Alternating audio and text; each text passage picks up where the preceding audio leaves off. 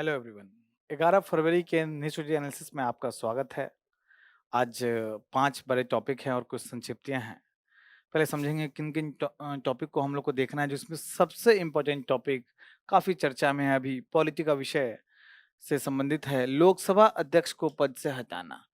ये prelims point of view से 5 star इसको लगा दें, पूछने का इस बार तो इतना चांस है। और साथ में अब जो डायरेक्ट कॉन्सेप्ट नहीं पूछता है, अब उसी सवाल में कॉन्सेप्ट के साथ साथ कुछ बैकग्राउंड पूछेगा, कुछ फैक्ट पूछेगा। एक स्टेटमेंट बैकग्राउंड पे, एक स्टेटमेंट फैक्ट पे, एक स्टेटमेंट कॉन्सेप्ट पे। तो आपसे पूरा डिटेल में इसको आज हम लोग करेंगे, कुछ बहुमत के प्रकार को भी समझेंगे, तो आपको कुछ होमवर्क भी देंगे, आपको करना है। सबसे इम्पोर्टेंट टॉपिक आज यही है, वेरी इंपॉर्टेंट। दूसरा टॉपिक रक्षा अधिग्रहण प्रक्रिया डैप, बहुत इंपॉर्टेंट नहीं है। ये ना तो मेंस ना प्रीलिम्स, कहीं भी बड़ा कम चांस है पूछने का। लेकिन हाँ, ये जरूर है कि इससे कुछ पॉइंट्स कुछ फर्दर निकालेंगे और मेंस के लिए जो खासकर इंटरनल सिक्योरिटी का टॉपिक होता है, वहां के लिए कुछ पॉइंट्स हमको वैल्यू एडिशन के लिए मिल जाएगा। 1 स्टार, वो भी मेंस, प्रीलिम्स में नहीं पूछेगा। भारत की एआई को लोकतांत्रिक बनाने की रणनीति, मेंस पॉइंट ऑफ व्यू से, ये सिर्फ और सिर्फ मेंस पॉइंट ऑफ व्यू से 4 स्टार, बड़ा इंपॉर्टेंट टॉपिक है। आर्टिफिशियल इंटेलिजेंस का लोकतांत्रिकरण, कभी हम लोग पढ़ते थे इंटरनेट की दुनिया का लोकतांत्रिकरण, फिर बाद में पढ़े डिजिटल दुनिया का, सोशल मीडिया का लोकतांत्रिकरण, अब पढ़ते हैं एआई का लोकतांत्रिकरण। तो ये बड़ा डर है कि भाई कुछ लोगों के हाथ में ही ये एआई ना सिमटा रह जाए और जो आम जन हैं उनको तक एआई का गुणवत्तापूर्ण डेटा बड़ा सस्ते में ना पहुंच पाए। तो इसलिए इनका लोकतांत्रिकरण बहुत जरूरी है।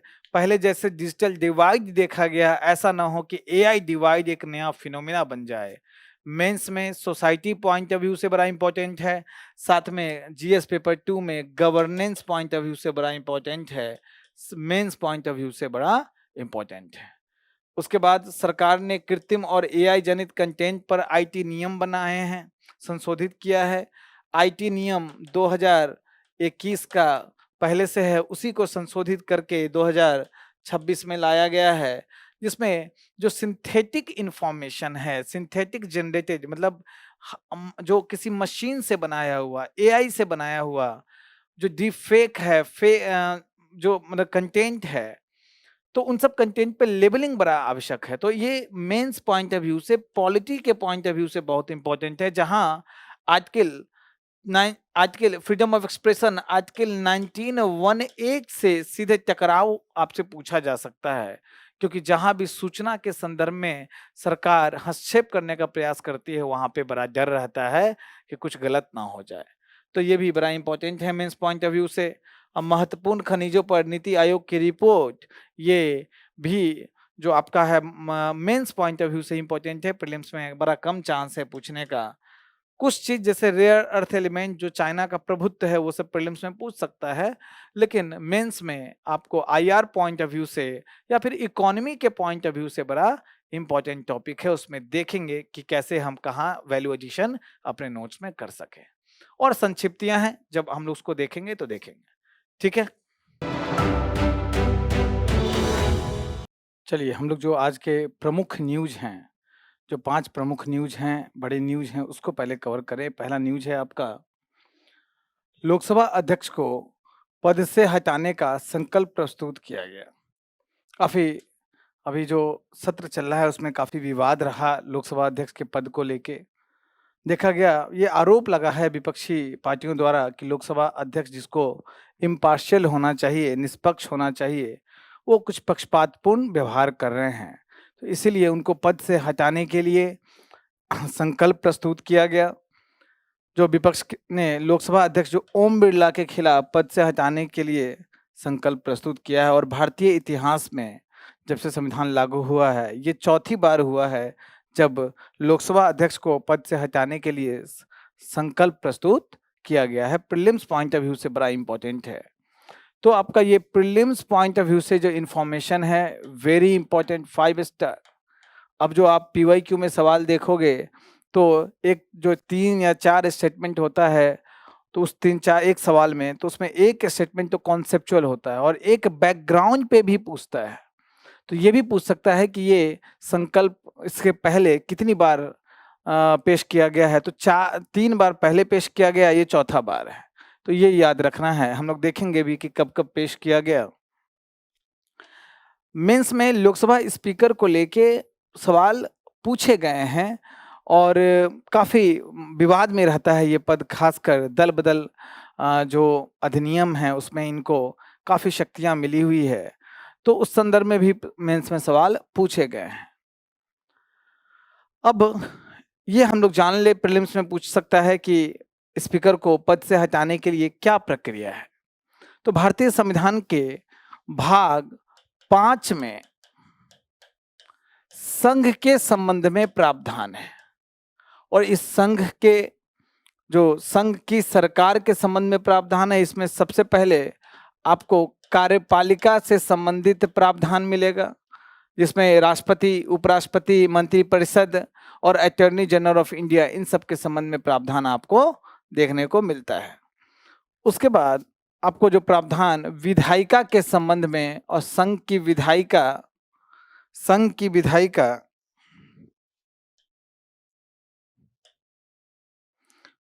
के संबंध में आपको प्रावधान देखने को मिलेगा और संघ की विधायिका क्या है, संसद है। तो संसद के संबंध में प्रावधान, और ये भाग 5 में 4 चैप्टर्स हैं। तो ये पहला चैप्टर है, उसमें लिखा हुआ है चैप्टर नंबर 1, चैप्टर नंबर 2, है ना।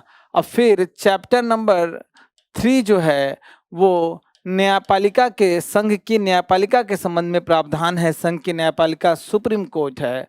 और एक और चैप्टर है, चैप्टर नंबर 4, जिसमें सीएजी के संबंध में प्रावधान है ना। करीब 100 के आसपास भाग 5 में खूब सारा आर्टिकल है, सबसे बड़ा भाग माना जाता है ये। अब इसमें आपको कहाँ मिलेगा लोकसभा अध्यक्ष के संबंध में प्रावधान, तो ऑब्वियसली विधायिका में मिलेगा। संसद के जो अधिकारी हैं उनके प्रावधान संसद में, लोकसभा के जो अधिकारी हैं, लोकसभा अध्यक्ष, उपाध्यक्ष, इधर आपको राज्यसभा में जो सभापति हैं, उपसभापति हैं, तो इन सब के संबंध में प्रावधान आपको मिलेगा। जो आर्टिकल है 94, इसमें स्पष्ट रूप से लोकसभा के जो स्पीकर हैं, अध्यक्ष, जो डिप्टी स्पीकर हैं, उपाध्यक्ष, उनको पद से हटाने के संबंध में प्रावधान है कि उनका पद कब रिक्त हो सकता है, त्यागपत्र देने के संबंध में कि वो किसको त्यागपत्र दे सकते हैं। लोकसभा अध्यक्ष उपाध्यक्ष को त्यागपत्र देते हैं और उपाध्यक्ष अध्यक्ष को त्यागपत्र देते हैं, और उनको पद से कैसे हटाया जा सकता है, ये प्रावधान है। फिर इसी 94 में 94C है, जिसमें लोकसभा के अध्यक्ष और उपाध्यक्ष के रूप में पद धारण करने वाले सदस्य को हटाने के संबंध में प्रावधान है कि कौन सा बहुमत लगेगा। तो लोकसभा के इसमें बताया गया है कि लोकसभा के ऐसे संकल्प द्वारा पद से हटाया जा सकता है जो तत्कालीन समस्त सदस्यों के बहुमत द्वारा पारित किया गया हो। बड़ा इंपॉर्टेंट है, इसी तत्कालीन समस्त सदस्यों का बहुमत, इसी को हम लोग बोलते हैं प्रभावी बहुमत। क्या बोलते हैं? प्रभावी बहुमत, इफेक्टिव मेजॉरिटी। अधिकतर बच्चों को ये कंफ्यूजन है कि जो आप बहुमत के विभिन्न प्रकार सुनते हो, चाहे वो साधारण बहुमत हो, चाहे वो पूर्ण बहुमत हो, या प्रभावी बहुमत हो, या विशेष बहुमत हो, तो आप बोल तो देते हो कि भैया राष्ट्रपति को विशेष बहुमत से हटाना है, उस पर महाभियोग विशेष बहुमत से लगता है। तो क्या ये बहुमत वाले जो शब्द हैं, साधारण बहुमत, विशेष बहुमत, प्रभावी बहुमत, क्या संविधान में उल्लेखित है? ये बहुमत के प्रकार और ये शब्द संविधान में कहीं उल्लेखित नहीं है, कहीं लिखा हुआ ये शब्द नहीं है।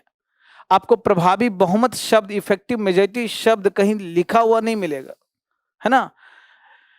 उसका कोई भी जो बहुमत है उसका पूरा सेंटेंस में लिखा हुआ है कि वो सदन की तत्कालीन समस्त सदस्य के बहुमत से पारित हो गया। इसी का हम लोग जो संविधानवेत्ता हैं, संविधान विशेषज्ञ हैं, वो इंटरप्रिटेशन, व्याख्या में ये प्रभावी बहुमत शब्द का उपयोग करते हैं, इंटरप्रिटेशन करते हैं।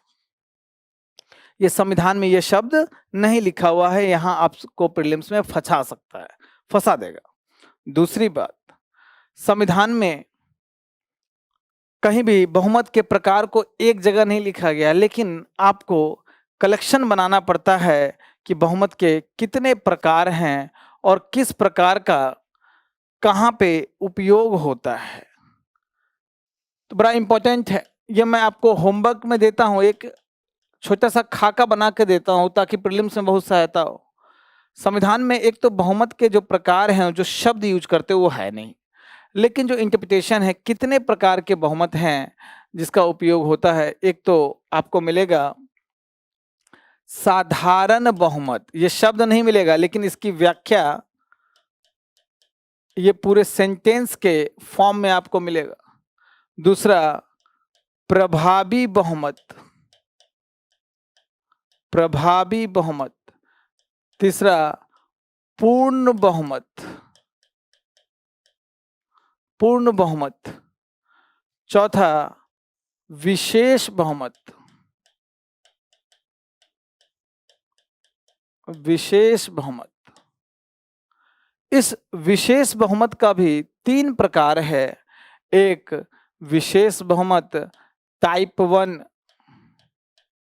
एक विशेष बहुमत टाइप 2, या इसको मैं ऐसे लिख दूं ताकि आपको नोट्स बनाने में सहायता हो। तो special majority, special majority 1, special majority 2 और स्पेशल मेजॉरिटी 3। आपका काम है कि साधारण बहुमत, आपको एक पेज में पूरा एक लिस्ट बनाना है, बहुमत के प्रकार को लिस्ट बनाना है कि साधारण बहुमत किसको कहते हैं। तो ये तो कहते हैं प्रेजेंट एंड वोटिंग का आधे से एक अधिक, प्रेजेंट एंड वोटिंग का आधे से एक अधिक।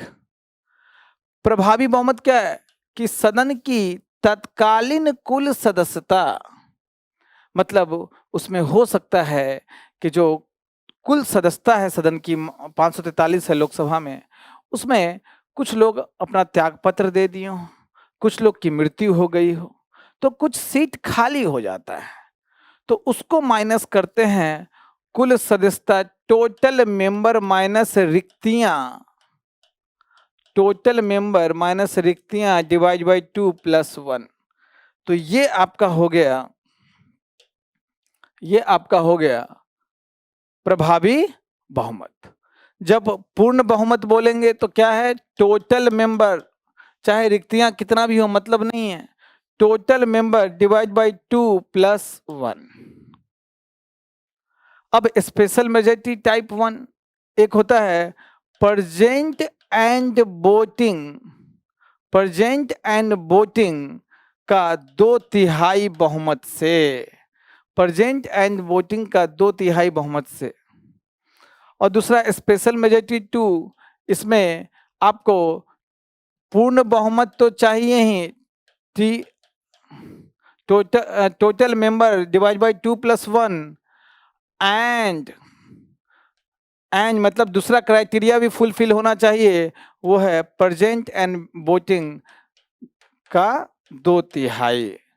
तो ये दोनों मिलके आपको बनाता है स्पेशल मेजॉरिटी टाइप 2।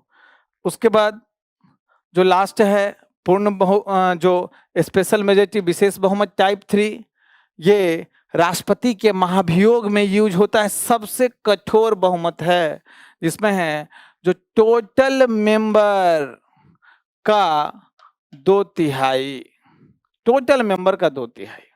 कितनी रिक्तियां हैं क्या है कोई मतलब नहीं। तो आपका होमवर्क है कि कौन सा मेजॉरिटी कहाँ उपयोग होता है, ये आपको लिखना है। जैसे यहां मैं लिख दूं कि आर्टिकल 3, माफ कीजिएगा, आर्टिकल 61 राष्ट्रपति पर महाभियोग 61, ये विशेष बहुमत जो है टाइप 2, ये आर्टिकल 368 संविधान संशोधन करने में, या आपको ये चीज सीएजी को हटाना है या सुप्रीम कोर्ट हाई कोर्ट के जज को हटाना है या चीफ इलेक्शन कमिश्नर को हटाना है, मुख्य भारतीय निर्वाचन आयुक्त को हटाना है, तो ये आपको बहुमत चाहिए। उसके बाद स्पेशल मेजॉरिटी टाइप 1, ये आपको आर्टिकल 249 में यूज होता है, जहां पे राज्यसभा उपस्थित और मतदान करने वाले 2/3 बहुमत से 1 साल राज्य सूची पे विषय पर कानून बनाने की शक्ति संसद को देती है। उसी प्रकार से एक और मेजॉरिटी है अनुच्छेद 300, इसी में अनुच्छेद 312 अखिल भारतीय सेवाओं के सृजन में राज्यसभा में उपस्थित और मतदान करने वाले के 2/3 बहुमत से पारित होना अनिवार्य है। तो आपको ये लिस्ट बनाना है कौन सा बहुमत कहाँ यूज होता है। प्रभावी बहुमत कहाँ यूज होता है? प्रभावी बहुमत चाहे लोकसभा हो या फिर राज्यसभा केस में उपसभापति, सभापति नहीं उपसभापति, है ना, या फिर लोकसभा का अध्यक्ष उपाध्यक्ष हो या राज्यसभा का उपसभापति हो, और राज्यों के विधानमंडल के कोई भी अधिकारी चाहे अध्यक्ष या उपाध्यक्ष हो, सबको हटाने के लिए प्रभावी बहुमत लगता है। उपस्थित और प्रभावी बहुमत क्या है? जो कुल सदस्यता में से रिक्तियों को हटाते हैं, है ना, उसका डिवाइड बाई 2+1, यही प्रभावी बहुमत है। हाँ, राज्यसभा का जो सभापति है उसको क्यों हटाए हैं? राज्यसभा से हटाने के लिए तो प्रभावी बहुमत लगता है, लेकिन वो फिर अनुमोदन चाहिए लोकसभा का भी, तो लोकसभा में साधारण बहुमत से उसका समर्थन चाहिए। तो इसका मतलब है कि जो पीठासीन अधिकारी होते हैं विभिन्न विधायिका के, उसको हटाने के लिए प्रभावी बहुमत चाहिए। ठीक है, तो ये कॉन्सेप्ट क्लियर हो गया। आपका होमवर्क मैं दे रहा हूं, जो बच्चे समझदार होंगे वो कमेंट बॉक्स में एक एक चीज लिखेंगे। साधारण बहुमत कहाँ यूज होता है, प्रभावी बहुमत कहाँ यूज होता है, पूर्ण बहुमत कहाँ यूज होता है। इसका मैंने जानबूझ के आपको नहीं बताया है ना। स्पेशल मेजॉरिटी 1 कहाँ यूज होता है, 2 कहाँ यूज होता है, 3 कहाँ यूज होता है, मैंने ऐसे यहाँ पर बता दिया। और भी आप डिटेल में लिस्ट बना सकते हो, कुछ कुछ एग्जाम्पल आप मुझे कमेंट बॉक्स में दे सकते हो। तो मैं इसको मिटा रहा हूं। इसका संकल्प को स्वीकार करने की प्रक्रिया क्या है? तो अगर लोकसभा के अध्यक्ष को हटाने का संकल्प पेश करना है, अध्यक्ष या उपाध्यक्ष दोनों को हटाने का संकल्प प्रस्तुत करना है, तो इसके संकल्प का नोटिस देना चाहते हैं तो लोकसभा महासचिव को, एक ब्यूरोक्रेट होता है, लोकसभा का महासचिव सेक्रेटरी होता है, उसको लिखित रूप से सूचित करना होता है। और इस संकल्प को स्वीकार अगर तभी स्वीकृति मिलेगी जब सदन के कम से कम 50 सदस्यों का समर्थन, सिग्नेचर होगा। लेकिन हाँ, ऐसा संकल्प सदन में प्रस्तुत करने के पहले, संकल्प को प्रस्तुत करने के पहले कम से कम 14 दिन का पूर्व नोटिस लोकसभा अध्यक्ष को प्रस्तुत होना चाहिए, मिलना चाहिए। और ये नोटिस प्राप्त होने के बाद क्या होगा? संकल्प प्रस्तुत करने की अनुमति मांगने का जो प्रस्ताव है अध्यक्ष द्वारा निर्धारित दिन पर एक कार्यसूची में शामिल कर लिया जाएगा कि भाई आज से 4 दिन बाद ये इस टाइम से इस संकल्प पे चर्चा होगी। प्रीलिम्स पॉइंट ऑफ व्यू से आगे इंपॉर्टेंट है कि जब पद से हटाया जाना है, जब पद से हटाने की चर्चा सदन में हो रही है, उस समय लोकसभा अध्यक्ष सदन की अध्यक्षता नहीं करेंगे। वो समान सदस्य के रूप में सदन में बैठ सकते हैं, बोल सकते हैं और प्रथम मामले में पहली बार में वोट भी दे सकते हैं, बस वो निर्णायक वोट नहीं दे पाएंगे। याद रखिए, सामान्य स्थिति में जब ऐसा कोई नोटिस या संकल्प नहीं पेश किया गया है, सामान्य स्थिति है, तो लोकसभा अध्यक्ष जो पहले बार वोटिंग किसी भी चीज के पक्ष विपक्ष में नहीं करते हैं, मात्र उनको अधिकार होता है निर्णायक वोटिंग करने का। अगर दोनों ही पक्ष का वोटिंग बराबर हो गया तो लोकसभा अध्यक्ष को दिया जाता है निर्णायक वोटिंग करने का। बड़ा इंपॉर्टेंट। लास्ट बात, यही उस लोकसभा अध्यक्ष को हटाने का प्रस्ताव चल रहा है तो अध्यक्षता नहीं करेंगे। और अब वो निर्णायक, चूंकि अध्यक्षता नहीं करना है तो निर्णायक वोटिंग भी नहीं कर सकते हैं, लेकिन चूंकि वो सदस्य हैं सदन के तो वो पहली बार में वोट कर सकते हैं। Vote in the first instance कर सकते हैं, बस वो निर्णायक मत नहीं दे सकते हैं और वो अध्यक्षता नहीं करेंगे। प्रीलिम्स पॉइंट ऑफ व्यू से बड़ा इंपॉर्टेंट है। उसके बाद अभी तक लोकसभा अध्यक्ष के खिलाफ जो संकल्प पारित किया गया, संकल्प पेश किया गया है 1954 में, जो पहले लोकसभा अध्यक्ष थे जीवी मावलंकर, उनके खिलाफ नोटिस जारी किया गया। 1966 में 12 साल बाद, कितना साल बाद, 12 साल बाद सरदार हुकुम सिंह के खिलाफ नोटिस जारी हुआ। फिर 21 साल बाद 1987 में बलराम जाखड़ के खिलाफ नोटिस जारी हुआ। तो इतना नाम तो नहीं पूछेगा, लेकिन जीवी मावलंकर तो बहुत फेमस नाम है, प्रथम लोकसभा अध्यक्ष हैं, तो उनके लिए तो आपको नाम याद होना चाहिए। और अब तक 3 बार नोटिस हो चुका है, अभी को जोड़ के 4 बार ये नोटिस आपको संकल्प जो है प्रस्तुत हो चुका है 4 बार। ठीक है, प्रीलिम्स पॉइंट ऑफ व्यू से बहुत इंपॉर्टेंट है। अभी के अलावा 3 बार पहले इतिहास रहा है। तो और सामान्य स्थिति में अगर लोकसभा अध्यक्ष समझें कि भाई नहीं मुझे काम करने का मन नहीं, ऐसे सामान्य स्थिति में तो किसको देंगे त्याग पत्र? उपाध्यक्ष को, है ना। उपाध्यक्ष किसको देंगे त्याग पत्र? अध्यक्ष को। तो ये चीज आपको समझना बड़ा इंपॉर्टेंट है। ठीक है, तो प्रीलिम्स में सवाल पूछे जा सकते हैं। मोस्ट इंपॉर्टेंट आज का टॉपिक है, काफी चर्चा में भी है, प्रीलिम्स नजदीक आ रहा है, आपसे पूछा जा सकता है। दूसरा टॉपिक है, केंद्र सरकार ने सूचना प्रौद्योगिकी नियमों में संशोधन को अधिसूचित किया। आईटी एक्ट में जो नियम है उसको संशोधित किया गया है। याद रखिए, जो इंफॉर्मेशन टेक्नोलॉजी एक्ट है तो वो तो कानून बना कहां से? संसद से। लेकिन हर कानून में क्या होता है कि कानून बनने के बाद उसी कानून में शक्ति दे दी जाती है, संसद शक्ति देती है कार्यपालिका को कि इस कानून से संबंधित नियम, उपनियम, अधिसूचना, विनियमन, ये सब आप जारी कर सकते हैं, आप बना सकते हैं। तो इस तरह के नियम को, उपनियम को या फिर विनियमन को सबको कहा जाता है प्रत्यायोजित विधायन। प्रत्यायोजित विधायन, इंग्लिश में बोलते हैं डेलीगेटेड लेजिस्लेशन।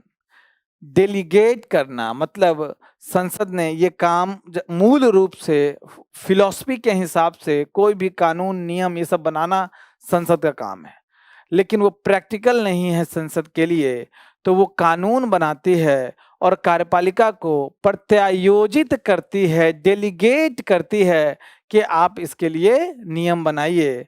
तो इसीलिए आपको इस तरह के नियम या प्रत्यायोजित विधायन के लिए एक संसदीय समिति है जो जांच करती है कि नियम कानून से अलग हटके तो नहीं है। तो वैसे ही आईटी एक्ट था, उसी आईटी एक्ट पे 2021 में नियम बना। अब इसी नियम कौन बनाएगा? कार्यपालिका। और कार्यपालिका इसको कैसे जनता को बताएगा? अधिसूचना जारी करके। कैसे? अधिसूचना जारी करके। अब 2021 में बना, अब उसी में संशोधन हुआ है आपको 2026 में, मतलब अभी। तो पूरा आईटी रूल 2026 भी आप इसको बोल सकते हैं। इसका दूसरा नाम, मूल रूप से जो नाम है, सूचना प्रौद्योगिकी मध्यवर्ती दिशा निर्देश और डिजिटल मीडिया आचार संहिता संशोधन नियम 2026, जो 2021 के नियम में, आईटी रूल में संशोधन कर रहा है। ये संशोधन के जो प्रमुख प्रावधान हैं उसमें एक कॉन्सेप्ट लाया गया है सिंथेटिक कंटेंट का। सिंथेटिक का मतलब कृत्रिम होता है ना, सिंथेटिक फाइबर। एक तो नेचुरल फाइबर होता है, एक सिंथेटिक फाइबर होता है। तो नेचुरल फाइबर जैसे आपका कपास से, जूट से जो फाइबर बना रहे हो, लेकिन जो सिंथेटिक फाइबर होता है, आप पेट्रोलियम उत्पाद से, कच्चे तेल जब रिफाइनरी में जाता है वहां से कुछ उत्पाद मिलता है, उससे सिंथेटिक फाइबर बनाते हो। तो जो कृत्रिम रूप से इंसान द्वारा बनाया गया हो तो उसको बोलते हैं सिंथेटिक। आपको कंटेंट, और कंटेंट में ऐसा जो हो कृत्रिम रूप से बनाया गया हो वो सिंथेटिक कंटेंट कहते हैं। जैसे आप बोलेंगे कि सर कोई अगर फोटो खींचा किसी व्यक्ति का तो ये भी तो इंसान बना रहा है। नहीं, वो व्यक्ति जो नेचर में है उसका फोटो खींचा गया है। लेकिन ऐसे अब एआई टूल आ गए हैं जब अपने आप कोई व्यक्ति का चेहरा ऐसा बनाया जा सकता है जो दुनिया में एग्जिस्ट नहीं करता है, तो वो सिंथेटिक कंटेंट की श्रेणी में आ जाएगा। तो पहली बार इस नियम में सिंथेटिक रूप से उत्पन्न सूचना की औपचारिक परिभाषा बनाई गई है कि वो सूचना कहीं बाहर, मशीन के बाहर, प्रकृति से नहीं आई है, दुनिया से नहीं आई है, वो मशीन से ही बना है। तो पहली बार सिंथेटिक रूप से उत्पन्न सूचना को औपचारिक रूप से परिभाषा और विनियमन प्रस्तुत किया गया है। इसमें मुख्य रूप से जो फोकस है डीप फेक और एआई जनित छद्म प्रतिरूपण, मतलब जो डीप फेक वीडियोज आजकल आ रहे हैं जहां पे किसी और का वीडियो है और आपके चेहरे को वहां पे रख दिया जाएगा, पता ही नहीं चलेगा कि वो ओरिजिनल है या फिर डुप्लीकेट या गलत सूचना है।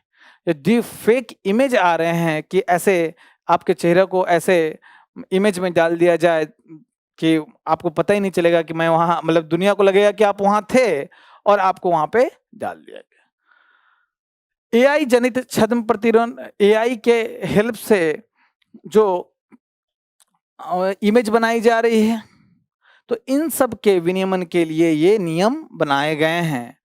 इसमें बड़ा इंपॉर्टेंट है कि नॉर्मल जो आप वीडियो या फोटो बनाते हो अपना रिकॉर्ड करके, या फिर शैक्षणिक या प्रशिक्षण संबंधी कंटेंट है, उसको इससे बाहर रखा गया है, उसको इससे बाहर रखा गया है। अब इसमें और क्या प्रावधान है कि जो भी सिंथेटिक वीडियोस हैं, एक खासकर समझिए एआई जनरेटेड वीडियो, उसमें लेबलिंग करना बड़ा अनिवार्य है। क्या लेबलिंग? जो सिंथेटिक कंटेंट है उसमें लिखना अनिवार्य है, कृत्रिम या सिंथेटिक एआई वीडियो में एआई ये लिखना अनिवार्य है। इसमें जो मेटा डेटा होगा, इसका मेटा डेटा उसको बोलते हैं, जैसे कि मैंने किसी कैमरा से कोई फोटो खींचा, तो कोई फोटो खींचा, अगर मान लीजिए सिंथेटिक कंटेंट, कोई सिंथेटिक कंटेंट बनाया अपने लैपटॉप पे, तो वो कंटेंट जो है मेरा लैपटॉप का आईपी एड्रेस भी उसमें होगा, और उस ऐसे इंफॉर्मेशन जिससे उसका उत्पत्ति कहाँ से शुरुआत हुआ है वो कंटेंट, उसी को मेटा डेटा बोलते हैं। वो कंटेंट का प्राथमिक डेटा होता है। तो वो डेटा जो है और विशिष्ट पहचानकर्ता कि कौन बना रहा है, या तो मेटा डेटा या कौन बना रहा है, वो भी उसमें सम्मिलित होना चाहिए। और जिस प्लेटफॉर्म पे ये एआई इंफॉर्मेशन होगा, उनको एआई लेवल या मेटा डेटा को हटाने की अनुमति नहीं है कि कल को अगर ये इंफॉर्मेशन गलत है, भ्रामक है, तो मेटा डेटा के हेल्प से कौन ये कंटेंट बनाया है उस व्यक्ति तक पहुंच सकते हैं, उसका जवाबदेहिता तय कर सकते हैं। अगर कोई बहुत बड़ा आपराधिक कंटेंट बनाया ऐसा जो बहुत कहीं पे दंगा फसाद कर रहा है, तो उसके लिए उसको जेल भेज सकते हैं। इसीलिए प्लेटफॉर्म अब ये जो कृत्रिम डेटा है, सिंथेटिक डेटा है, उसका मेटा डेटा डिलीट नहीं कर सकता है, उसका इंफॉर्मेशन उसमें रहेगा। इसके अलावा जो महत्वपूर्ण सोशल मीडिया मध्यवर्ती हैं, मतलब कुछ सोशल मीडिया जो मीडिएटर्स, जैसे कि फेसबुक, ट्विटर, या जिसको एक्स अब आप बोलते हैं, इंस्टाग्राम, तो ऐसे सोशल मीडिया प्लेटफॉर्म बहुत हैं। लेकिन ऐसे प्लेटफॉर्म जिसमें बहुत ज़्यादा यूजर एक साथ रहता है, डेली उपयोग करता है उस प्लेटफॉर्म का, उसको महत्वपूर्ण सोशल मीडिया मध्यवर्ती का नाम दिया जाता है। ये इसी नियम के तहत अधिसूचना जारी करके किया जाता है। तो समझ जाइए कि जो बड़े बड़े प्लेटफॉर्म्स हैं, जैसे फेसबुक है, यूट्यूब है, एक्स है, इंस्टाग्राम है, स्नैपचैट है, इन सब के लिए कुछ दायित्व दिया गया है कि जो सिंथेटिक कंटेंट हैं उनके उपयोगकर्ताओं की घोषणा को सत्यापित करना पड़ेगा कि कौन व्यक्ति इसको अपलोड कर रहा है, क्या सही व्यक्ति अपलोड कर रहा है कि नहीं। और इसके प्रकाशन के पहले उसको स्पष्ट रूप से खुलासा करना पड़ेगा कि सिंथेटिकली जनरेटेड इमेज है, ये सिंथेटिक कंटेंट है। ये फेसबुक और समझ जाइए यूट्यूब को अब बताना पड़ेगा कि ये कंटेंट जो है ये सिंथेटिक है। अगर ये नियम का पालन ये प्लेटफॉर्म नहीं करते हैं तो सेफ हार्बर संरक्षण से वंचित हो सकते हैं। अब सेफ हार्बर क्या होता है? सेफ हार्बर जरा समझिए इस बात को। अगर आपने किसी की हत्या की और आके मेरे घर में छुप गया, या मेरे घर पे आप आए थे घूमने, छत पे चढ़ के और किसी की हत्या कर दी। अब जो पुलिस आएगी तो उसको तो गिरफ्तार करेगा ही, साथ में ये बोलेगा कि भाई आपके यहाँ क्या कर रहा था वो, है ना? तो आप भी फंसेंगे इसमें। हाँ, बाद में आप प्रूफ कर सकते हैं कि भैया मुझे खुद नहीं पता था कि ये साजिश के तहत आया, लेकिन स्टार्टिंग में ही आप फंस जाएंगे। तो आपको सेफ हार्बर नहीं है।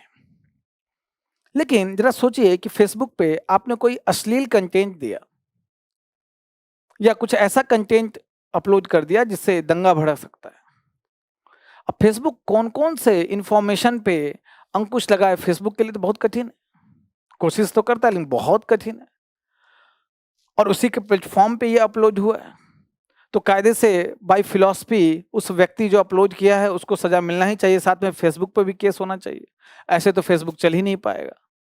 तो ये प्लेटफॉर्म्स को सेफ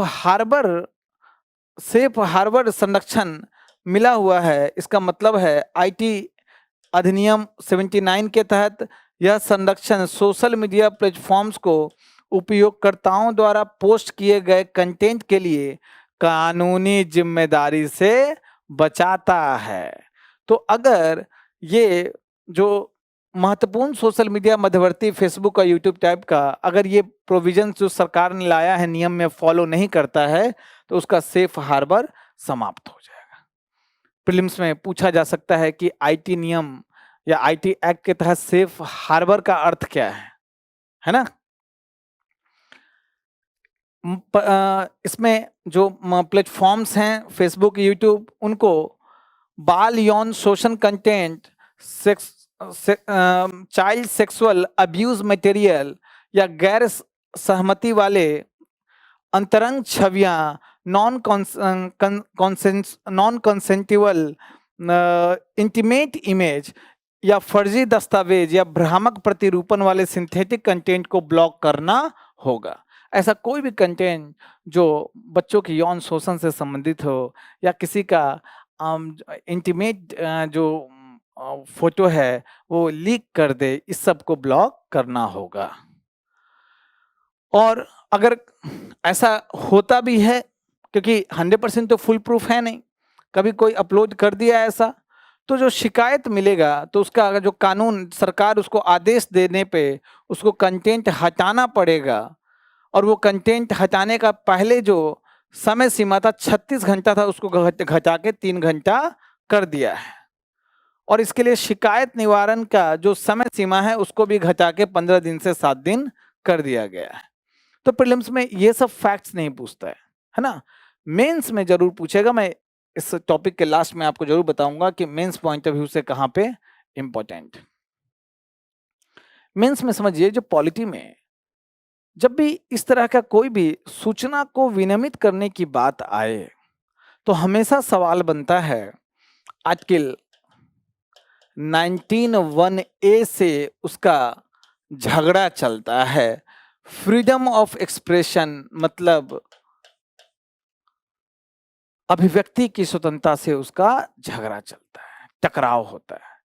जहां भी कोई भी इंफॉर्मेशन को विनियमित करने के लिए सरकार हस्तक्षेप करती है तो हमेशा डर होता है कि कहीं पे अच्छे जो सरकार की आलोचना करने वाले इंफॉर्मेशन में भी सरकार ब्लॉक ना करवा दे, तो हमेशा डर बना रहता है। तो यहाँ आर्टिकल 19(1)(a) से जोड़ के भी सवाल आपसे पूछे जा सकते हैं, पॉलिटी में पूछे जाते हैं। लेकिन क्या सरकार फ्रीली छोड़ दे, कोई भी कुछ भी कंटेंट अपलोड कर दे? नहीं, उसका विनियमन बड़ा इंपॉर्टेंट है। अब समझेंगे क्यों इंपॉर्टेंट है। तो ये जो एआई जनित कंटेंट है, सिंथेटिक कंटेंट है, डीप फेक कंटेंट है, उस पे अंकुश लगाना क्यों जरूरी है? सबसे बड़ी बात, इसके माध्यम से व्यापक दुष्प्रचार और धोखा किया जा सकता है। हो सकता है कि आप कोई अगर पैसा मांगने वाला वीडियो बनाए और मेरा इमेज वहां पे डाल दे, लगेगा कि इंद्रजीत सर पैसा मांग रहे हैं, है ना, और मेरे परिवार वालों को भेज दिया जाए, लगेगा किडनैप कर लिया गया है, सब लोग पैसा वैसा अकाउंट में ट्रांसफर कर देगा। या हो सकता है कि किसी अश्लील वीडियो में मुझे डाल दिया जाए, तो मेरा पूरा कैरेक्टर असैसिनेशन हो जाएगा कैरेक्टर के साथ, और ये मुझे ब्लैकमेल किया जा सकता है, या किसी व्यक्ति को ब्लैकमेल किया जा सकता है। तो व्यापक दुष्प्रचार किया जा सकता है। दो कम्युनिटी के बीच में घृणा उत्पन्न करने के लिए ये डीप फेक वीडियोस का उपयोग किया जा सकता है। किसी महिला को चरित्र हनन करने के लिए, उसे ब्लैकमेल करने के लिए, सेक्सुअली अब्यूज करने के लिए ये डीप फेक वीडियो से उसको ब्लैकमेल किया जा सकता है। तो ये बड़ा मतलब बहुत डर वाली बात है, और ये शुरू हो चुका है, काफी हद तक बड़े स्तर पे चल रहा है। खासकर बच्चे ये साइबर बुलिंग का शिकार होते हैं। बच्चे जो सोशल मीडिया यूज करते हैं उनको परेशान किया जाता है, बहुत बार उनसे अकाउंट में पैसा मंगवाया जाता है। तो और उसका बहुत बड़ा कारण है कि वास्तविक और कृत्रिम मीडिया के बीच भी अभी लोग अंतर करने में असमर्थ हैं। उसके अलावा जो साइबर सुरक्षा एक बहुत बड़ा मुद्दा है। जो चाइल्ड सेक्सुअल अब्यूज मटेरियल हो, या फिर जो आपको इंटीमेट जो इमेजेस हों, इसका बड़े स्तर पे बढ़ावा बढ़ रहा है। तो इसको भी सख्त रूप से निपटान करने की जरूरत है। और कौन इसको अपलोड कर रहा है, उसका मेटा डेटा आपके पास होना चाहिए, तभी तो ट्रैक करेंगे और उस पर केस कर पाएंगे। जो सिंथेटिक है इंफॉर्मेशन, वो औपचारिक कानूनी परिभाषा के बिना क्या होता था कि जो सिंथेटिक, एक तो देखिए सोशल मीडिया बड़ा फास्ट चलता है, और ये बड़ा इंपॉर्टेंट है कि अगर कोई उस पर अपलोड किया तो जब तक कानूनी कार्रवाई होगी तब तक वो वायरल हो जाएगा, इमेज या वीडियो। तो बड़ा त्वरित एक्शन लेना बहुत जरूरी है। तो इसीलिए जो प्लेटफॉर्म्स हैं उनको बहुत ज्यादा दायित्व दिया गया है।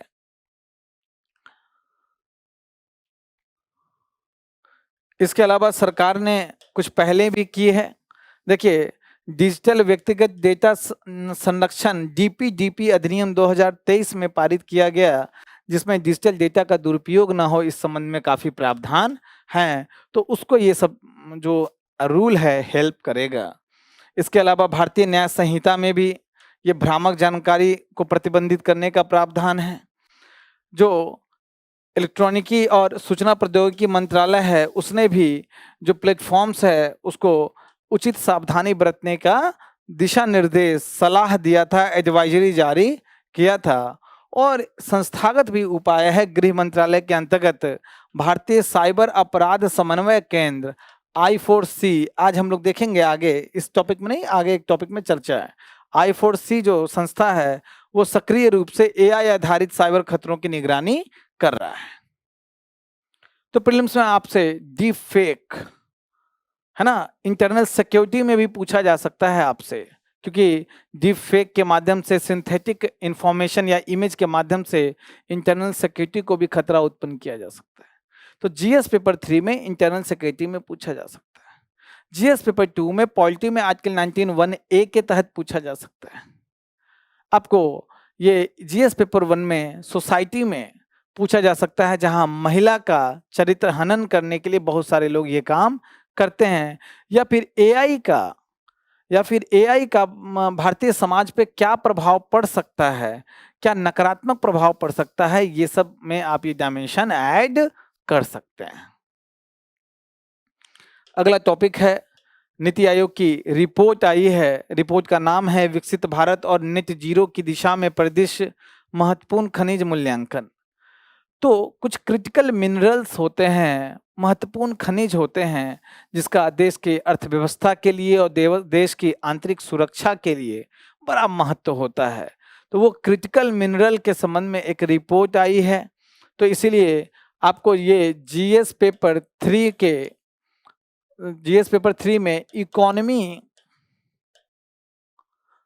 का ऊर्जा सुरक्षा टॉपिक से संबंधित है।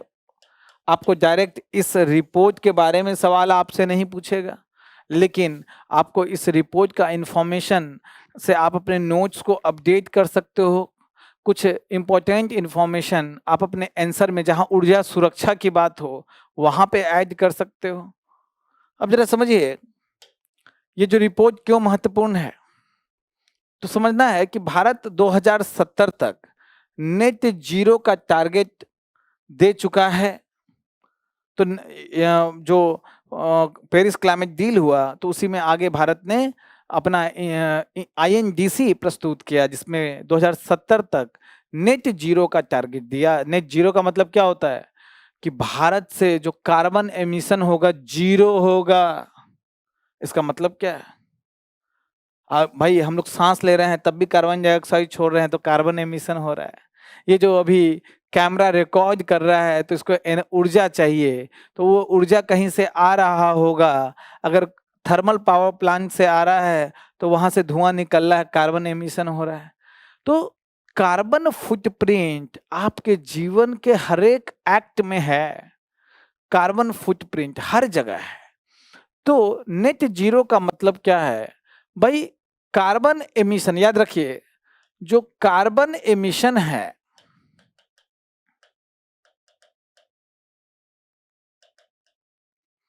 कार्बन एमिशन यहां जीरो करने की बात नहीं है, ये पॉसिबल ही नहीं। यहां नेट कार्बन एमिशन जीरो करने की बात है।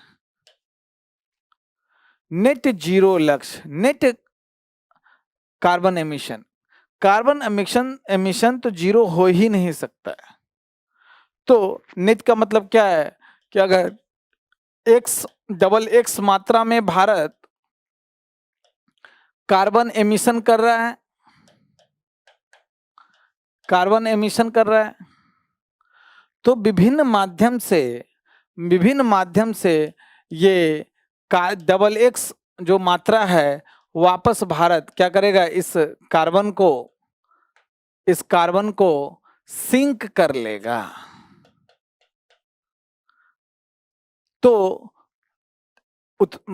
एमिशन कितना हुआ x, और उसको दबा कितना रहा है, सिंक कितना कर रहा है x, तो नेट कार्बन एमिशन कितना हो जाएगा, जीरो।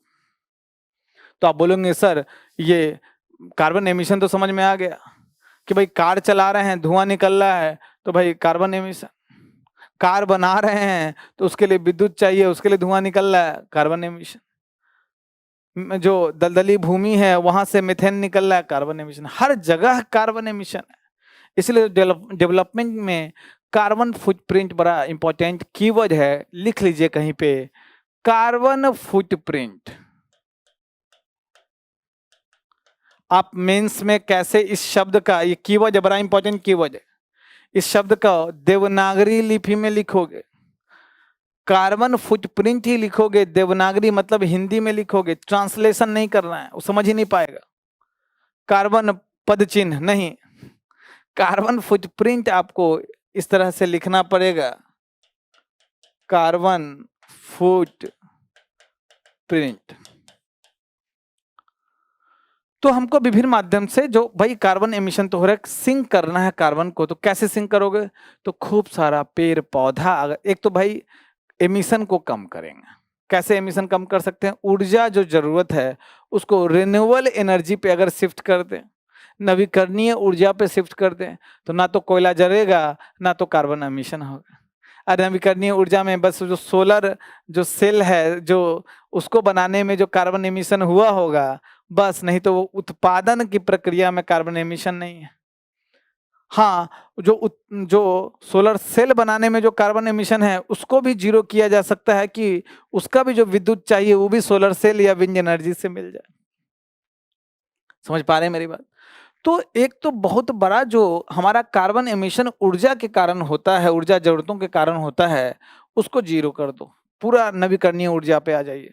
दूसरी बात कि जो अन्य कार्बन एमिशन है तो उसको समाप्त या जीरो करने के लिए खूब सारे पेड़ पौधा लगाइए। पेड़ जो है वायुमंडल से कार्बन डाइऑक्साइड लेता है, ऑक्सीजन छोड़ता है, तो जो कार्बन डाइऑक्साइड लेता है उसे वो फोटोसिंथेसिस के माध्यम से उसका तना बनता है और वो उसमें कार्बन स्टोर होता रहता है। तो आप जितना ज़्यादा वन लगाएंगे, पेड़ पौधे लगाएंगे, उतना कार्बन को स्टोर कर रहे हैं, वायुमंडल से निकाल के ठोस रूप में कार्बन को स्टोर कर रहे हैं। तो विभिन्न माध्यम हैं कार्बन स्टोर करने के। तो भारत टारगेट बनाया है कि 2070 तक नेट जीरो कार्बन एमिशन करेगा और ये तभी हो सकता है जो हमारा ऊर्जा जरूरत है वो 100% हम लोग को संक्रमण करना है। कहाँ पे? नवीकरणीय ऊर्जा पे, जिसमें विंड एनर्जी है, हाइड्रल पावर है, ये सौर एनर्जी, सोलर एनर्जी है। इन सब माध्यम पे हमें शिफ्ट करना है।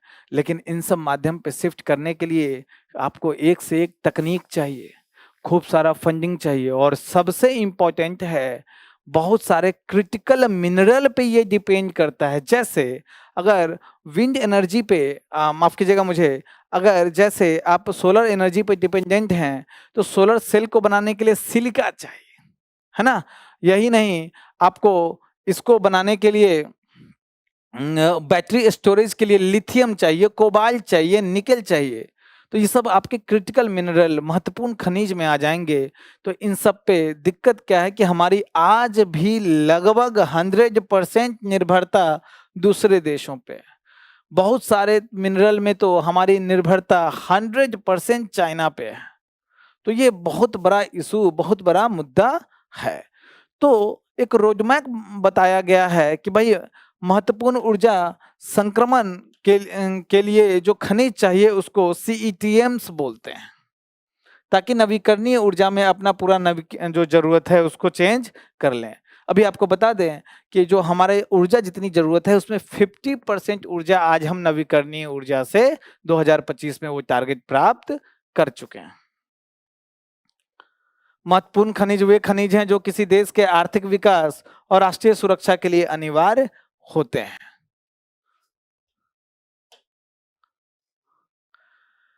इसमें चुनौती क्या है? तो एक तो सबसे बड़ी चुनौती यही है कि जो हमारा डिमांड है और सप्लाई है उसमें 51% का अंतर है।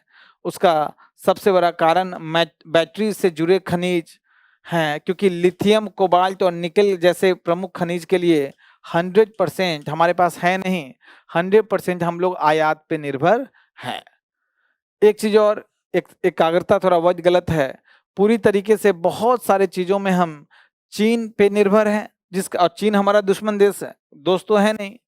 तो अब क्या होगा कि चीन जैसे rare earth element, rare earth magnets का बड़े स्तर पे उत्पादन करता है। दुनिया का more than 95% rare earth element जिसका उपयोग चिप्स में होता है, जिसका उपयोग सौर ऊर्जा में होता है, विंड ऊर्जा में होता है, स्पेस टेक्नोलॉजी में होता है, आपका डिजिटल मोबाइल फोन हो या फिर डिजिटल कैमरा हो, हर जगह आधुनिक तकनीकों में यूज होता है। पूरा कंट्रोल चाइना का है।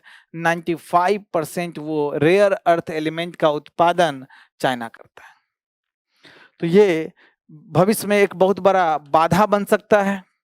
और दूसरी बात, भारत में भी जो घरेलू खनन और शोधन, रिफाइनिंग जो क्षमता है अपना जो करता है, वो क्षमता से बहुत कम है, क्योंकि R&D की बहुत कमी है।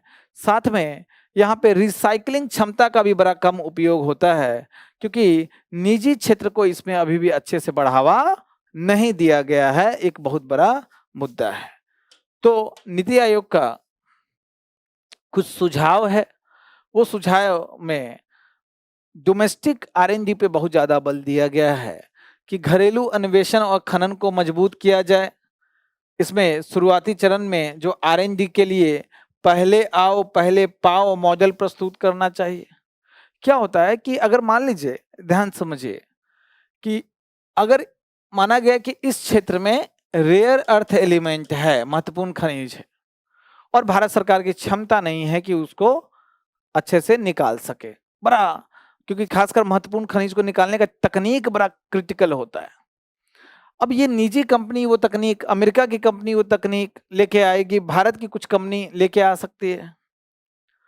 अगर इसका हम बिडिंग कर दें, नीलामी कर दें, कि भाई आप इसका बीजिंग कीजिए और इस क्षेत्र में आप अपना खनन कर सकते हैं। तो भारतीय कंपनी बोली इसका बीजिंग में कि भाई मैं 50 करोड़ रुपया दूंगा, अमेरिका वाला बोला कि मैं 60 दूंगा, भारत वाला बोला 100 दूंगा, ये बोलेगा 20। ये कंपटीशन में महंगा हो जाता है, नीलामी में महंगा हो जाता है। अब मान लीजिए कि ये भारत 150 पे भारतीय कंपनी ने खरीद लिया, तो 150 करोड़ तो उसको सरकार को ऐसे ही देना पड़ जाएगा। अब उसका जो तकनीक में जो निवेश होगा उसमें वो कटौती करेगा, क्योंकि फंड तो भाई लिमिटेड है। तब वो क्या होगा, अच्छे से खनन नहीं कर पाएगा। तो जब शुरुआती स्थिति होती है कहीं भी, तो वहां पहले आओ पहले पाओ को सही नीति बनाया जाता है कि फर्स्ट कम फर्स्ट सर्व, मतलब कि पहले आओ। एक रैशनल रेट होगा कि 10 करोड़ में आपको जो पहले आएगा उसको 10 करोड़ में ये क्षेत्र खनन के लिए मिल जाएगा। अब उसको 10 ही करोड़ खर्च करना पड़ा, जो पहले पहुंचना, बस पहले पहुंचना है। अब वो आराम से अपने तकनीक में निवेश कर सकता है। तो इस क्षेत्र में निजी क्षेत्र को प्रोत्साहन करने के लिए क्या बोला है नीतिगत पहल, पहले आओ पहले पाओ मॉडल पे काम करना चाहिए, सरकार को स्वीकार करना चाहिए।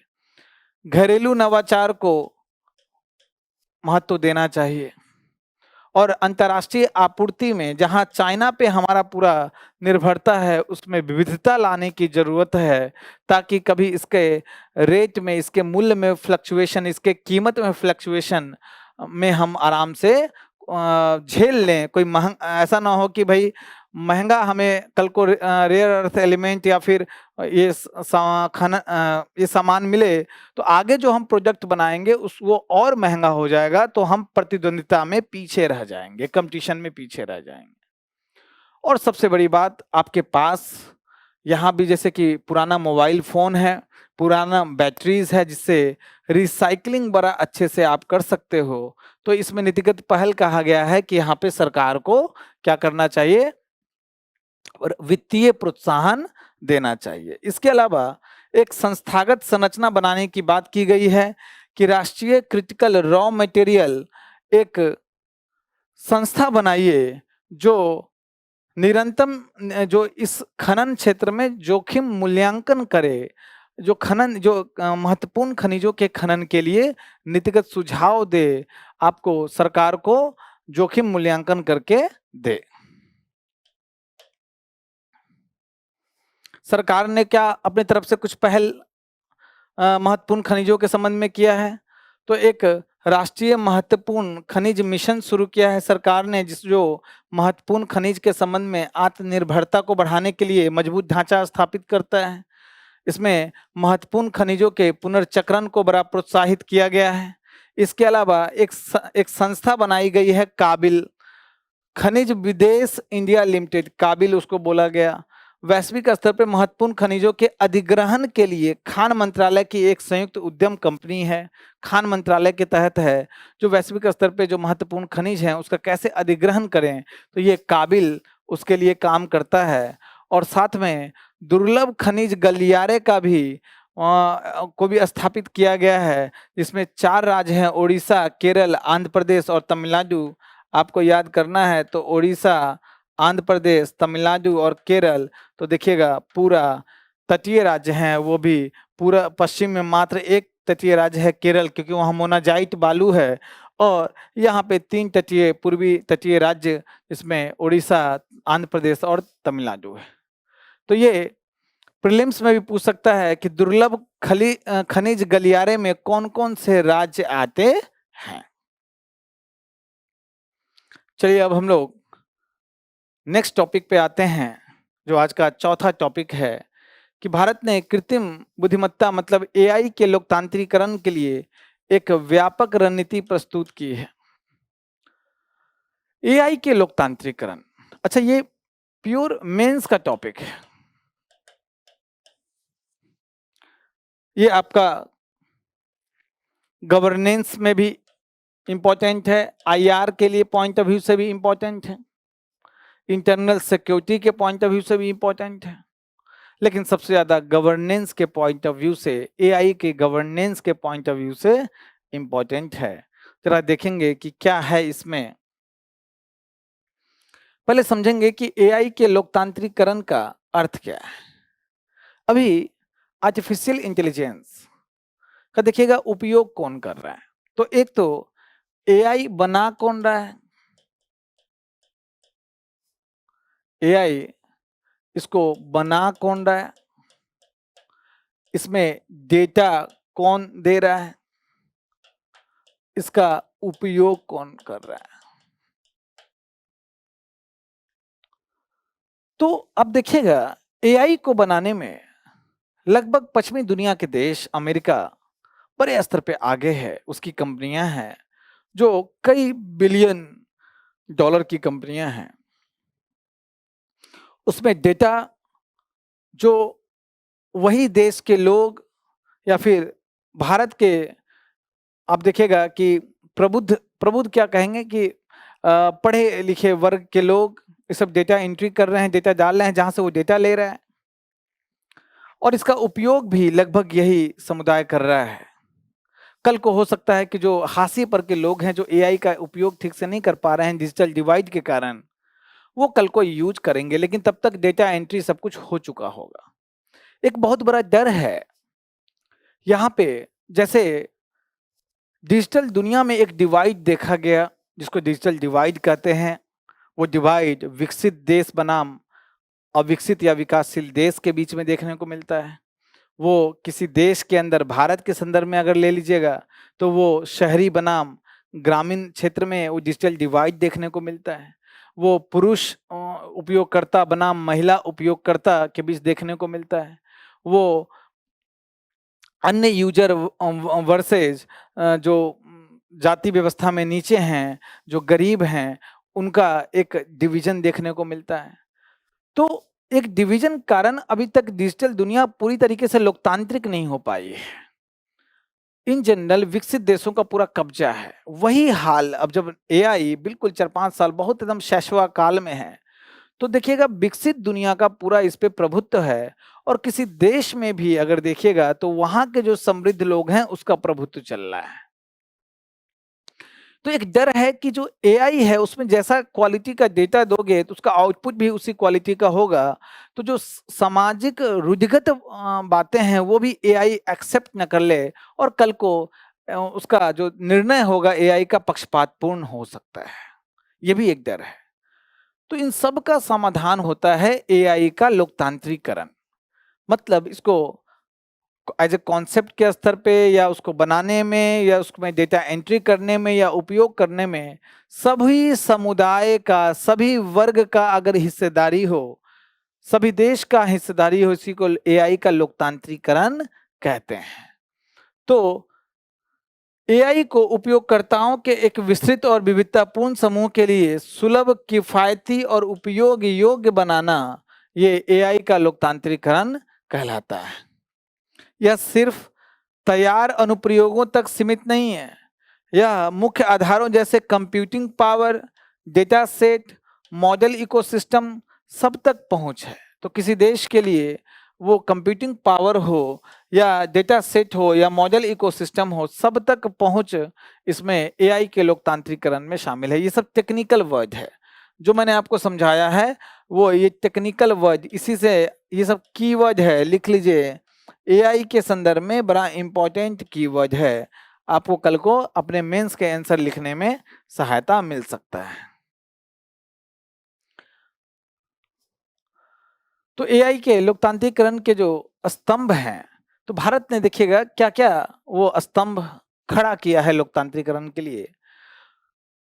इसके उपयोग के लिए भाषिनी नामक एक प्लेटफॉर्म है जो एआई के हेल्प से जो विभिन्न इंफॉर्मेशन को भारत की अनुसूचित भाषाओं में 15-16 यहाँ तक कि 20 भाषाओं में ट्रांसलेट करके आपको देता है। किसानों की सहायता के लिए किसान ई मित्र बनाया गया है। आपदा प्रबंधन के लिए मौसम जीपीटी परियोजनाएं शामिल है। सुलभ डेटा और मॉडल्स मिल सकें इसके लिए एआई कोश बनाया गया है, जिसमें डेवलपर्स जो एआई में काम करते हैं डेवलपर्स 7500 से अधिक डेटा सेट और 273 रियूजेबल मॉडल्स प्रदान उनको किया जाता है ताकि वो आसानी से एआई में अच्छे से काम कर सकें।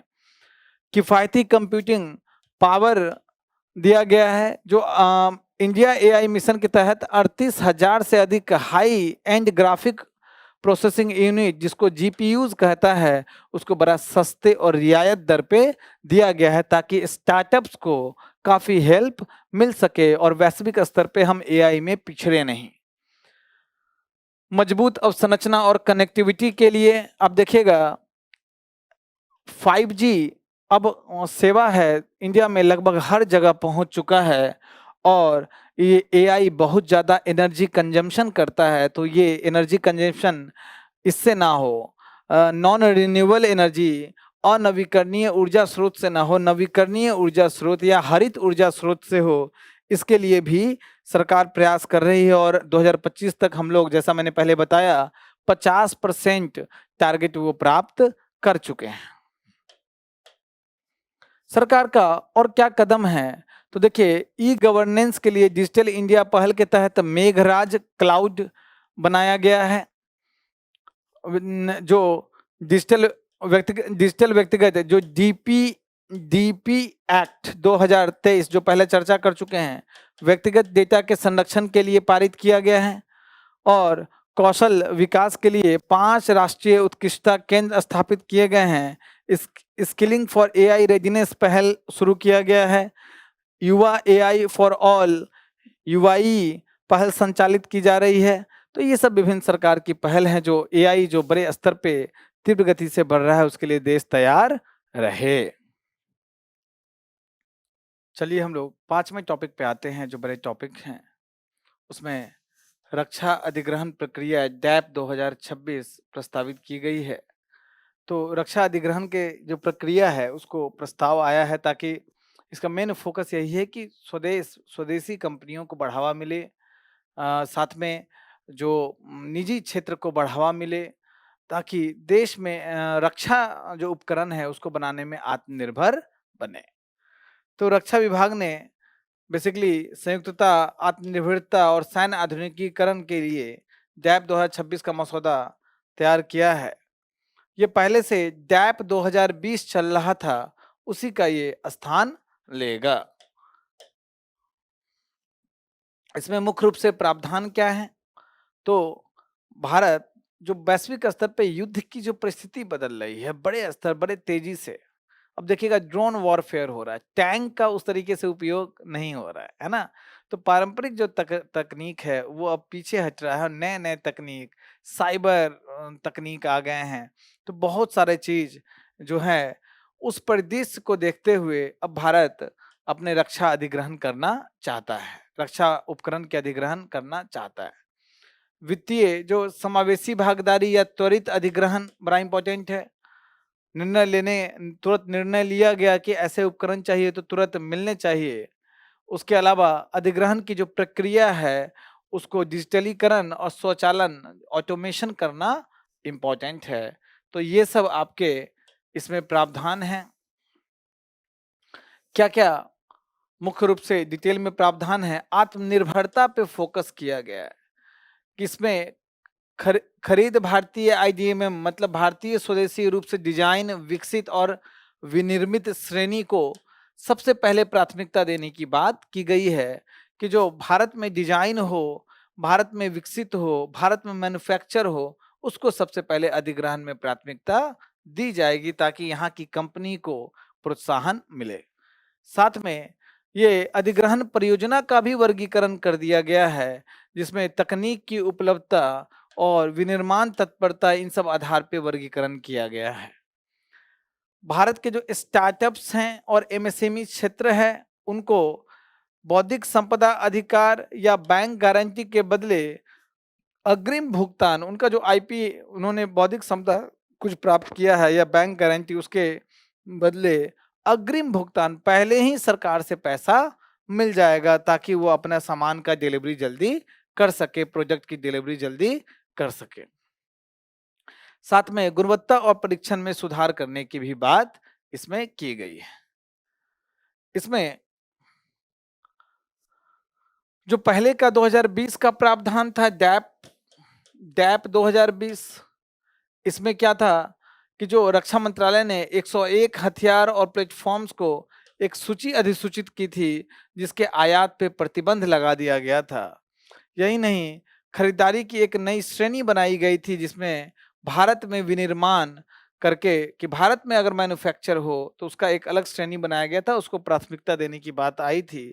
और भारतीय विक्रेता को परिभाषित किया गया था कि ऐसा कोई कंपनी जिसमें भारत में निवास करने वाले भारतीय नागरिक, याद रखिए एनआरआई नहीं, भारत में निवास करने वाले भारतीय नागरिक की हिस्सेदारी कम से कम 50% या उससे अधिक हो। तो ये था, ताकि देखिए रक्षा अधिग्रहण बड़ा सेंसिटिव चीज है। अगर बिना रेगुलेशन के सबको अलाउ कर दिया जाए तो डर होगा कि सेंसिटिव इंफॉर्मेशन कहां से कहां जा सकता है, देश की सुरक्षा की बात है ना।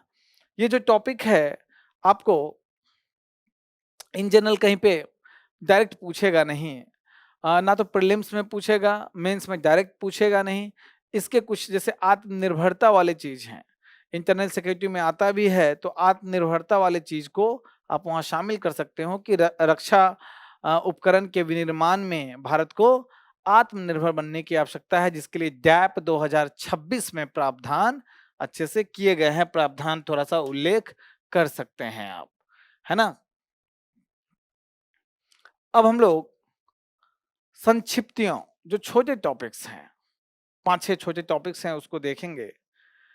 उदारीकृत विप्रेषण योजना LRS, जिसको लिबरलाइज्ड रेमिटेंस स्कीम कहते हैं।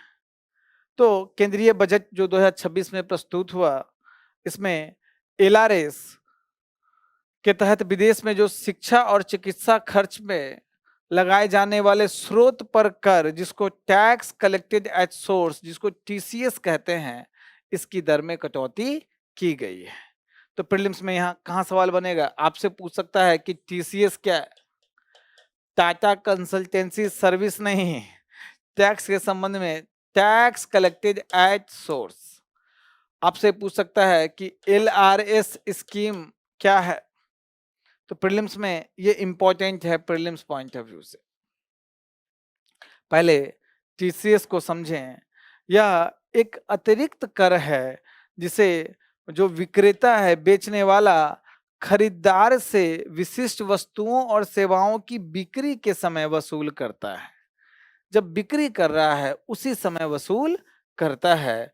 यह कर आयकर अधिनियम 1961 की धारा, अब ये धारा वारा कहीं आपसे पूछेगा नहीं, तो ये डेफिनेशन आपको याद करने की आवश्यकता है। प्रीलिम्स में जस का तस TCS के बारे में पूछा जा सकता है। अब LRS स्कीम जिसकी यहाँ चर्चा थी, तो LRS स्कीम, ये इस स्कीम में सभी निवासी व्यक्ति, भारतीय निवासी व्यक्ति जो विदेश में पढ़ने जाते हैं, चिकित्सा के लिए जाते हैं, वो वित्तीय वर्ष में एक साल के अंदर 2.5 लाख अमेरिकी डॉलर से अधिक का राशि विदेश भेज देते हैं। और यह राशि चालू खाता या पूंजी खाता के लेन देन या दोनों के संयोजन के लिए भेजी जा सकती है। यह सुविधा कंपनियों और साझेदार फर्म या हिंदू अनडिवाइडेड फैमिली इन सब के लिए उपलब्ध नहीं है। ये सिर्फ और सिर्फ ये स्कीम व्यक्तिगत रूप से जो लोग जाते हैं विदेश में पैसा भेजते हैं उनके लिए है। 2004 में इसको RBI ने शुरू किया था। LRS के तहत प्रतिबंधित गतिविधियां क्या है? जुआ, लॉटरी, व्यापार एवं सट्टा गतिविधियां, है ना। तो अभी इसमें शिक्षा और चिकित्सा भी इसमें मौजूद है, तो उसका जो टैक्स रेट है TCS, उसको कम कर दिया गया है। प्रीलिम्स मेंस में कहीं नहीं पूछेगा ये सब। प्रीलिम्स पॉइंट ऑफ व्यू से TCS और LRS आपको याद रखना है। भारतीय साइबर अपराध समन्वय केंद्र I4C, मैंने कहा था कि आगे आएगा ये। I4C क्या है? तो भारतीय साइबर अपराध समन्वय केंद्र, ये प्रीलिम्स में आपसे पूछ सकता है। चर्चा में क्यों है? क्योंकि केंद्रीय गृह मंत्री ने गृह मंत्रालय के अंतर्गत भारतीय I4C के राज्य साइबर अपराध समन्वय केंद्र S4C के डैशबोर्ड का शुभारंभ किया, इसीलिए चर्चा में है। लेकिन आपसे ये सब नहीं पूछेगा, सीधे पूछेगा प्रीलिम्स में कि I4C है क्या। तो I4C साइबर अपराध से निपटने के लिए कानून प्रवर्तन एजेंसियों का एक समन्वित और व्यापक ढांचा प्रस्तुत करता है। यह भारतीय साइबर अपराध केंद्र योजना के तहत 2018 में इसको बोला गया कि भाई खोला जाएगा, लेकिन ये बना कब? 2020 में ये राष्ट्र को समर्पित हुआ। प्रीलिम्स पॉइंट ऑफ व्यू से ये फैक्ट बड़ा इंपॉर्टेंट है। इसका उद्देश्य देश में साइबर अपराध पर अंकुश लगाने के लिए नोडल एजेंसी के रूप में कार्य करना, महिलाओं और बच्चों के विरुद्ध जो साइबर अपराध होता है उसको रोकना, और साथ में साइबर अपराध के संबंध में जागरूकता फैलाना, ये इसका मुख्य उद्देश्य है। 2018 में स्वीकृति मिली थी, 2020 में ये बन के I4C देश को समर्पित हुआ। साइबर अपराध के संदर्भ में गृह मंत्रालय के अंतर्गत नोडल एजेंसी है, ये याद रखना है। ठीक है, नेक्स्ट टॉपिक आएंगे राष्ट्रीय कर्मयोगी लार्ज स्केल जनसेवा केंद्र। अभी चर्चा में इसलिए है कि राष्ट्रीय कर्मयोगी लार्ज स्केल जनसेवा कार्यक्रम के तहत 10.5 लाख सरकारी कर्मचारियों को प्रशिक्षण दिया गया है। इसका उद्देश्य क्या होता है प्रशिक्षण का? कि सरकारी कर्मचारी में सेवा भाव और स्वधर्म की गहरी भावना विकसित हो, ताकि नागरिक केंद्रित शासन, सिटीजन सेंट्रिक गवर्नेंस आ सके। बड़ा इंपॉर्टेंट कीवर्ड है, मीन्स गवर्नेंस सब्जेक्ट में कहीं कहीं आप यूज कर सकते हो। Citizen centric governance. कोई बोलेगा कि भाई नागरिक चार्टर क्या करता है? सिटीजन सेंट्रिक, नागरिक केंद्रित शासन में ये समर्थन करता है। आरटीआई क्या करता है? नागरिक सेंट्रिक शासन या गवर्नेंस में हेल्प करता है। तो ये कीवर्ड जगह जगह बहुत सारे टॉपिक में यूज होता है। प्रीलिम्स पॉइंट ऑफ व्यू से इंपॉर्टेंट है कि इसके लिए कौन इसको लागू कर रहा है? क्षमता निर्माण आयोग ये इसको लागू कर रहा है। यही क्षमता निर्माण आयोग मिशन कर्मयोगी प्रणाली के लिए नोडल संस्था है। यही संस्था इसको लागू कर रहा है। फिर अगला टॉपिक है भ्रष्टाचार धारणा सूचकांक। प्रीलिम्स में पूछ सकता है कि जो करप्शन परसेप्शन इंडेक्स कौन जारी करता है? तो ये ट्रांसपेरेंसी इंटरनेशनल एक एनजीओ है, वो जारी करता है। इसके अनुसार देश में भ्रष्टाचार, दुनिया स्तर पे भ्रष्टाचार बढ़ रहा है। इसमें समझ जाइए कि ये विभिन्न देशों में भ्रष्टाचार को 0 से लेकर 100 के बीच में क्या करता है? रेटिंग देता है। जिस देश को 0 मिलेगा वहां पे मतलब पूर्ण रूप से वहां पे बहुत भ्रष्टाचार है, और 0 जिसको 100 मिलेगा वहां बेहद साफ सुथरा है, कोई भ्रष्टाचार नहीं है। तो कोई अगर जो रेटिंग में 0 की तरफ जा रहा है मतलब ज्यादा भ्रष्टाचार, 100 की तरफ जा रहा है मतलब कम भ्रष्टाचार। तो 80 के ऊपर बड़ा अच्छा माना जाता है कि भाई बड़ा कम भ्रष्टाचार है। तो पहले जहां इसमें 12 देश थे, 10 साल में घट के ये 5 रह गया है। लेकिन गुड न्यूज ये है कि भारत की रैंकिंग में सुधार हुआ है। पहले करप्शन के मामले में 96वां स्थान पे था, मतलब कि जो सबसे करप्ट देश है वो ऑब्वियसली नीचे होगा।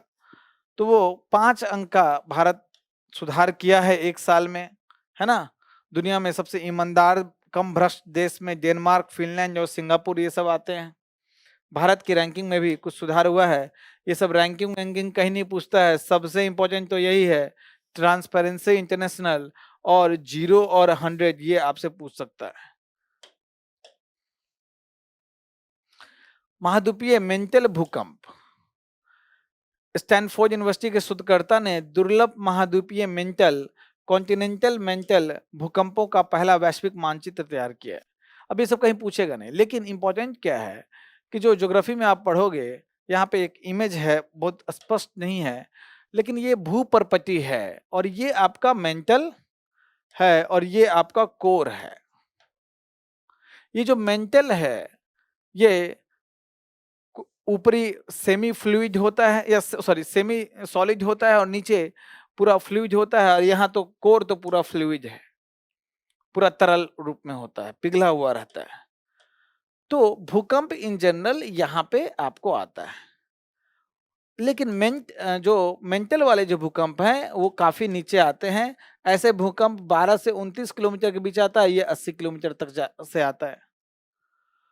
जितना ज्यादा गहराई में भूकंप होगा उतना कम प्रभाव पृथ्वी में ऊपर देखा जाएगा, लेकिन जितना छिछला भूकंप आएगा, जितना ऊपर में होगा उसका केंद्र, वहां उतना तीव्रता से भूकंप नापा जाएगा। तो ये जो भूकंप है, जो सामान्य भूकंप है, पृथ्वी की भूप्रपट्टी में आता है 10 से 29 किलोमीटर की गहराई में, लेकिन भूप्रपट्टी के नीचे क्रस्ट जो है उसके नीचे मेंटल भूकंप आता है जो 80-80 किलोमीटर नीचे तक उत्पन्न होता है। यह आपको ये जानने की आवश्यकता नहीं है, ये ऑप्शनल वाले के लिए, मोह असंबंधता और ये सब, लेकिन कहीं पूछेगा नहीं, ये सब चीज आपको ऑप्शनल में पढ़ना होता है। मेंटल पृथ्वी की आंतरिक संरचना में सबसे बड़ा हिस्सा होता है। क्रस्ट, मेंटल और कोर में सबसे बड़ा क्या होता है? मेंटल होता है। तो आपको वो प्रीलिम्स पॉइंट ऑफ व्यू से ये फैक्ट इंपॉर्टेंट है। जो भूकंप सतह पर गंभीर झटके उत्पन्न नॉर्मल भूकंप करती हैं, लेकिन ये मेंटल भूकंप सतह पर गंभीर झटके उत्पन्न नहीं करती है। तो फायदा क्या है? तो इनका जो भूकंपीय तरंग है उससे पृथ्वी की आंतरिक संरचना जानने का मौका मिलता है, रिसर्च का मौका मिलता है। अगला है ग्लोबल एनर्जी मॉनिटर। ये ग्लोबल एनर्जी मॉनिटर ने पवन ऊर्जा उपयोगिता पैमाने यूटिलिटी स्केल की सौर ऊर्जा परियोजनाओं की वैश्विक पाइपलाइन का एक नया विश्लेषण जारी किया है। मतलब वैश्विक स्तर पे पवन ऊर्जा और सौर ऊर्जा के जो प्रोजेक्ट्स हैं उसको प्रोजेक्ट पाइपलाइन कहते हैं, वो किस स्थिति में है उसके बारे में बताया गया है। कहीं आपसे नहीं पूछेगा कहीं आपसे नहीं पूछेगा, लेकिन एक दो चीज इंपॉर्टेंट जो चीज है वो बता देते हैं कि इसका कहना है कि जो पाइपलाइन है, मतलब जो नंबर ऑफ प्रोजेक्ट्स जो पाइपलाइन में है वो उसमें वृद्धि हुई है, 11% से वृद्धि हुई है। जो G7 देश है, जो विकसित देश माने जाते हैं, IR में पूछा जाता है G7 देश कौन कौन सा है ना? अमेरिका है, कनाडा है, ब्रिटेन है, फ्रांस है, जर्मनी है, इटली है और एक उधर जापान है। G7, पहले G8 था जिसमें आपको रूस भी था, लेकिन रूस ने जब यूक्रेन पे हमला किया, जो पहला बार जो हमला किया था क्रीमियाई प्रायद्वीप पे, उसको जब कब्जे में लिया तो उसको G8 से निकाल के अब G7 बन गया।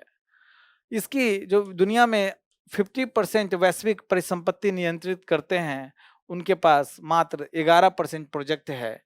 कहीं नहीं पूछेगा, लेकिन भारत के संदर्भ में समझ जाइए, भारत का 163 गीगावाट से अधिक का परिचालन क्षमता के साथ वैश्विक स्तर पे अभी तीसरे स्थान पे आता है सौर और पवन ऊर्जा के संदर्भ में।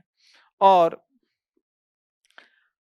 जो सौर ऊर्जा, सौर संरचना, जो वितरित सौर ऊर्जा अब वैश्विक सौर ऊर्जा क्षमता का लगभग 42% का हिस्सा है। मतलब जितना सौर क्षमता है उसका 42% का हिस्सा अब सौर ऊर्जा, उन हिस्सों पे सौर ऊर्जा का उत्पादन हो रहा है। तो ये सब इंफॉर्मेशन कहीं नहीं पूछेगा, है ना? ये टॉपिक प्रीलिम्स में इस तरीके से नहीं पूछे जाते हैं, इस तरह के रिपोर्ट्स पे नहीं पूछे जाते हैं, लेकिन प्रीलिम्स पॉइंट ऑफ व्यू से ये बहुत इंपॉर्टेंट है। NLST और NLOT साइंस एंड टेक में आपसे सीधे पूछ देगा। अभी केंद्रीय बजट जो 2026 आया उसमें सूर्य और ब्रह्मांड की उत्पत्ति का अध्ययन करने के लिए लद्दाख में 2 नए दूरबीन टेलीस्कोप्स की स्थापना हुई। वो 2 दूरबीन कौन कौन से हैं?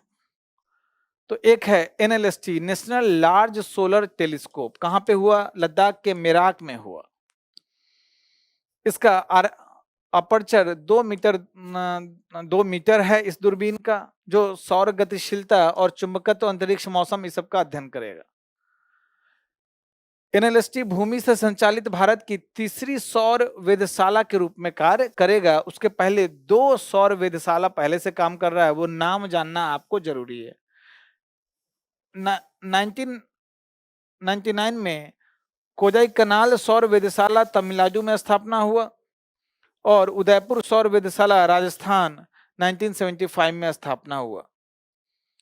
National large optical telescope NLOT ये भी लद्दाख के हानले में स्थापित हुआ है। ये कहाँ हुआ है? मेराक में। ये हुआ है हानले में। ठीक है?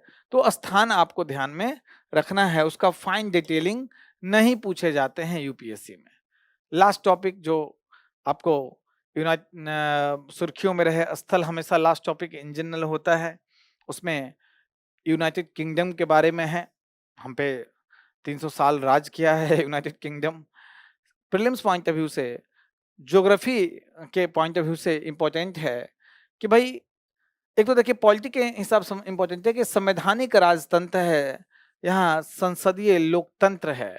संवैधानिक राजतंत्र का मतलब राज जो सर्वोच्च पद पे तो राजा है, नाम मात्र की शक्ति है, लेकिन वहां पे लोकतंत्र है। जब भी संवैधानिक राजतंत्र बोलते हैं तो जरूरी नहीं है कि वहां लिखित संविधान हो, लेकिन लोकतंत्र है, विधि का शासन है, और असली शक्ति, सत्ता की शक्ति जनता द्वारा चुने गए प्रतिनिधि के पास है, राजा के पास नहीं है। संसदीय लोकतंत्र का मतलब होता है शक्ति का पूर्ण पृथक्करण नहीं है, कार्यपालिका विधायिका के प्रति उत्तरदायी है या जवाबदेही है, इसी को उत्तरदायी सरकार भी कहते हैं। इसमें यूनाइटेड किंगडम में 4 राष्ट्र शामिल हैं, इंग्लैंड, स्कॉटलैंड, वेल्स और उत्तरी आयरलैंड। इंग्लैंड, स्कॉटलैंड, वेल्स और उत्तरी आयरलैंड। प्रीलिम्स में पूछ सकता है कि यूके में कौन कौन से क्षेत्र शामिल है। आयरलैंड का दक्षिणी जो द्वीप है या दक्षिणी हिस्सा है, वो पूरा का पूरा स्वतंत्र एक देश है। ये द्वीपीय राष्ट्र है, इंग्लिश चैनल से, यूरोप से अलग है।